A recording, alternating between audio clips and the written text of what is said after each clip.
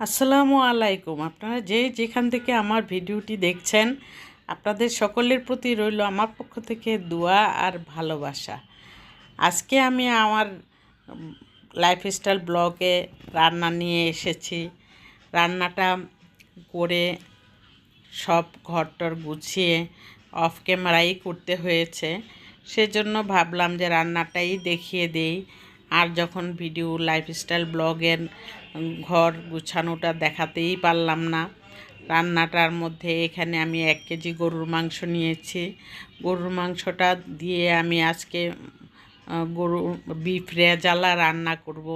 Beef rezala রান্না করতে হলে এখানে আমি পেঁয়াজ প্রায় 1 কাপ তেল দিয়ে দিয়েছি, হাফ কাপ পেঁয়াজ দিয়ে এখানে যখন ভাজা ভাজা হয়ে আসলো পেঁয়াজটা, তারপরে আমি একটা বাটির মধ্যে নিলাম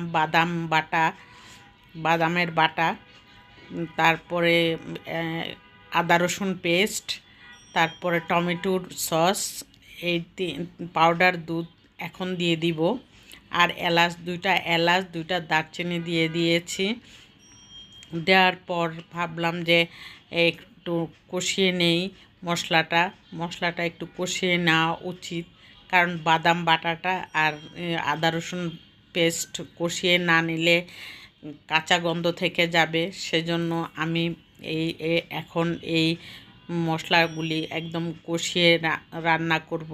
এখানে শাহি জিরাও দিয়ে দিলাম। দেওয়ার পর এখানে মাংসটা আমি দিয়ে দিলাম।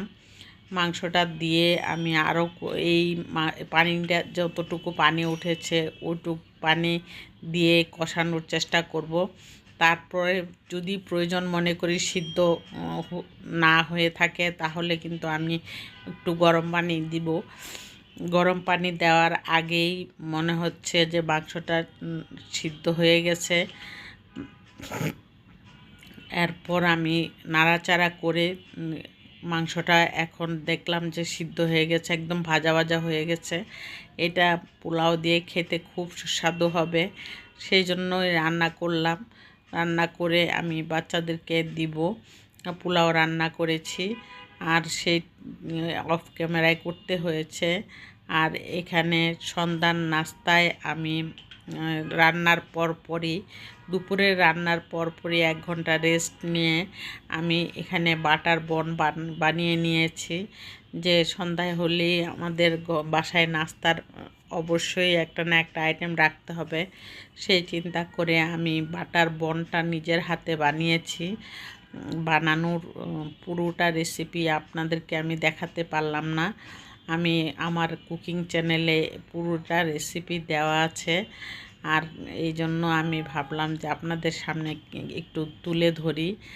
এখানে ময়দা আমি 2 কাপ ময়দার দিয়ে, আর মশলা বলতে ইস্ট দিয়েছি 1.5 চা চামচ, 2 টেবিল চামচ পাউডার দুধ দিয়েছি, আর কুসুম গরম পানি দিয়েছি, আর চিনি দিয়েছি 2 চা চামচ দিয়ে গুলিয়ে সুন্দর করে মেখে আমি ফোম হওয়ার জন্য রেখে দিয়েছি প্রায় 1 থেকে 1.5 ঘন্টা। তারপর আমি বানিয়ে সুন্দর করে বানানোর পরে আবার 20 মিনিট রেখেছি। রাখার পর এখানে ওভেনে দেওয়ার পর আমার দেখুন কালারটা কত সুন্দর হয়েছে। আর আমার ভিডিওটা যদি আপনাদের কাছে একটু হলেও ভালো লেগে থাকে, অবশ্যই লাইক দিয়ে কন্টিনিউ করবেন, আর সাবস্ক্রাইব করে অল বাটনে প্রেস করে রাখবেন। আমি রান্নার কাজটাই বেশি করে থাকি আসলে, সেজন্যই রান্নাতেই আমার সময় নষ্ট হয়ে যায় অনেক।